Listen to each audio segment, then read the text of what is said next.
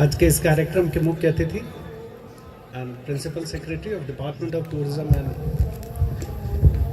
And culture, government of Uttar Pradesh, Shri Mukesh Meshram ji, हमारी university के pro vice chancellor साहब, dean student welfare, all the esteemed officials of the university और मेरे बहुत ही प्यारे प्यारे छात्र। ये तीसरा इंटर हॉस्टल फेस्ट है और आप सबको इसकी बधाई भी और शुभकामना भी। आप सब स्पर्धा भाव से जाएं और विजयी भाव से खेलें और परिणाम की अपेक्षा छोड़कर उसमें रत हों और निवृत्त भाव से आएं। निवृत्त भाव से आएं इसलिए कह रहे हैं ताकि वो जो परिणाम है, the decision, the outcome should not have an impact onto you, because when we attach ourselves too much to the cause, it often boomerangs. ये अक्सर पलट जाता है।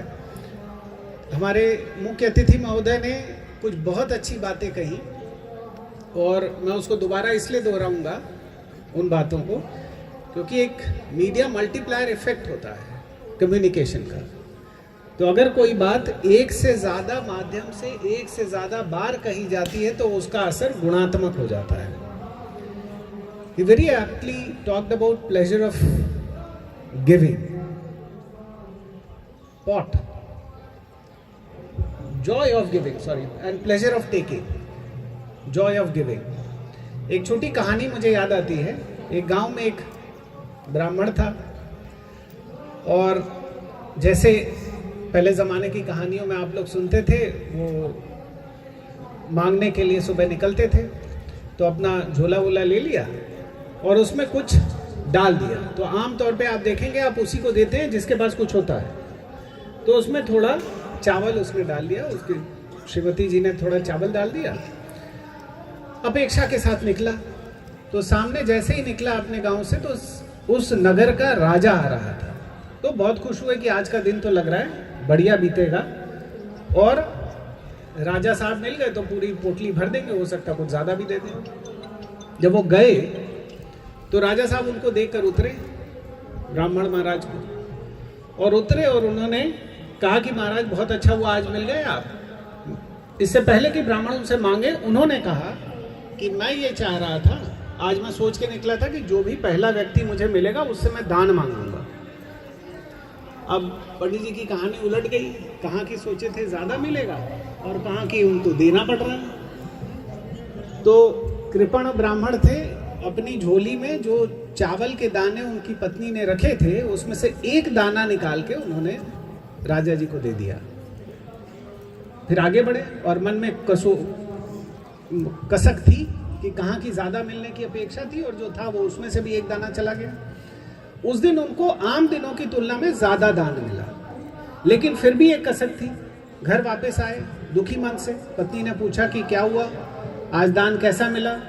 बोले पूछो मत, जितना मिला उसमें एक दाना कम है। पत्नी ने उनका झोला उल्टा और उसमें देखा कि एक चावल के दाने जितना दाना सोने का था। जीवन ऐसे ही है, जो हम देते हैं वही स्वर्ण है, वही मेरे साथ है।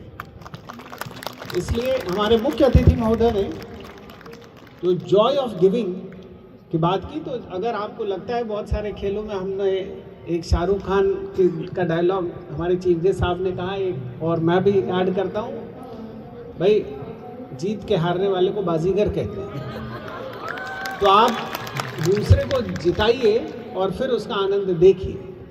सो आप सब हॉस्टलर्स हैं। जब मैं पहली बार हॉस्टल गया था ग्रेजुएशन में एडमिशन के बाद, तो मुझे एक आध लर्निंग मिली थी। उसमें से एक लर्निंग जो हमारे चीफ गेस्ट साहब कह रहे थे, that is only what I am sharing, वो था कि एक डायरी ले लीजिए और उस डायरी में रोज़ का खर्चा लिखा करिए। जो भी, अगर आप सिगरेट पीते हो तो सिगरेट का लिखिए, चाय पीते हो तो चाय लिखिए। सर आपकी तरह मुझे भी चाय का भी नशा नहीं है, तो वो खर्चा तो नहीं, लेकिन उसने एक हमेशा नियंत्रण बनाए रखा। और 1000 रुपये पिताजी हमको देते थे महीने का, और कभी ऐसा नहीं हुआ कि किसी महीने हमने पूरा 1000 रुपये खर्च किया हो। तो एक अनुशासन बनाए रखा। जैसे मैं देख रहा हूँ कि अभी एक शपथ हुई कि सभी नियमों का पालन करेंगे वगैरह वगैरह, उसमें से कुछ खड़े हैं, कुछ बैठ गए, कुछ एक ही ग्रुप में कुछ खड़े हैं और कुछ बैठ गए। तो मुझे लगता है कि ये लर्निंग का जो लर्निंग एक साइकोलॉजी का एक टर्म है जो डिफाइन होता है, creating a relatively permanent change in one's behaviour arising out of one's own experience. तो ये लर्निंग अभी ठीक हो नहीं रही है और मैं उम्मीद करता हूँ कि 9 दिन जब आप लोग एक अनुशासित माहौल में और रहेंगे तो आपकी लर्निंग वो और ज़्यादा अच्छी होगी। Perseverance is very important. Our honorable chief guest very aptly talked about this, about perseverance. तो जैसे ये डीएम बन गए, डीएम बंगला देख के, तो वैसे ही मैं बताऊं मैं वीसी बन गया, मैं वीसी से मिल के। और सर मैं बनारस में जो लोग रहते हैं, मैं I am born bottom in Banaras, तो एक सपना होता है जो भी एकेडमिक्स में है उसको लगता है कि बीएचयू में हो जाए, चाहे बाबू चपरासी होकर नौकरी मिल जाए, बीएचयू में नौकरी मिल जाए। तो ये इच्छा हमारी भी थी, मैं बीएचयू में स्टूडेंट भी था, तो ये लगता था इस कैंपस के अंदर नौकरी मिल जाती। और वो जील, वो परसीवरेंस, वो प्यास, वो बहुत ज़रूरी है। तो फिर बीएचयू में नौकरी मिल गई बाद में। फिर मैं एक बार एक प्रोग्राम करा रहा था वाइस चांसलर्स को, तो हम लोग इतना करीब से कभी देखे ही नहीं, हमारे यूनिवर्सिटी का स्ट्रक्चर भी बहुत बड़ा है। तो एक वाइस चांसलर से मैं मिला, मैं एक प्रोजेक्ट कर रहा था, उस प्रोजेक्ट के सिलसिले में एक सेमिनार कराना था मुझे। तो मैं यही लखनऊ आया और एक किसी कुलपति महोदय के कमरे में मैं लगभग 20-25 मिनट सामने बैठा। मेरे साथ एक हमारे दोस्त भी आए थे बनारस से, और मैं 1-8 घंटे तो मैं बोला ही नहीं कुछ। And he said कि why are you so quiet? I said see I'm mesmerized. मैं एक वाइस चांसलर को इतने करीब से देखा, बिकॉज उससे पहले मैं एक ही वीसी को देखा था और वो इंटरव्यू बोर्ड में देखा था। तो वो आप एक अलग परिस्थिति होती है जहाँ वीसी को तो इस तरह से फील नहीं कर पाते। तो मैं बाहर निकला, मैंने कहा यार मुझे भी वाइस चांसलर बनना है। तो मैं एक प्यास अंदर से थी और मुझे लगता था कि मैं ये बहुत सारे वीसी लोग जो करते हैं उससे बेहतर कर सकता हूँ। और फिर वो जो डायलॉग चीफ गेस्ट साहब ने कहा वही कि सारी कायनात फिर आपको उससे मिलाने से, आपकी ड्रीम से मिलाने से की साजिश करती है। तो मुझे भी ये अवसर मिला और हम चाहते हैं, हम सब चाहते हैं, जितने लोग इधर बैठे हैं ये सब चाहते हैं कि आप अपना सपना देखें, बहुत गंभीरता से देखें। और एक एंटरप्रेन्योरशिप में पढ़ाया बहुत साल, तो उसमें एक पहले दिन क्लास में हम एक क्वेश्चनर देते हैं। उसमें पहला क्वेश्चन होता है क्या आपको अपना सपना स्पष्ट दिखता है। तो मैं चाहता हूं कि आप सबको अपना आप सबका एक सपना हो और वो आपको स्पष्ट दिखे। यदि वो आपको आपका सपना दिखता है तो ईश्वर आपको उस सपने को प्राप्त करने में सहयोगी बनते हैं। इसलिए it is very very important to have a dream and pursue your dream. All the very best. आप विभिन्न प्रतियोगिताओं में अव्वल आना चाहते हैं, अगर आप पूरी शिद्दत के साथ उसमें लगेंगे तो कोई कारण नहीं है कि आप उसमें सफल ना हो।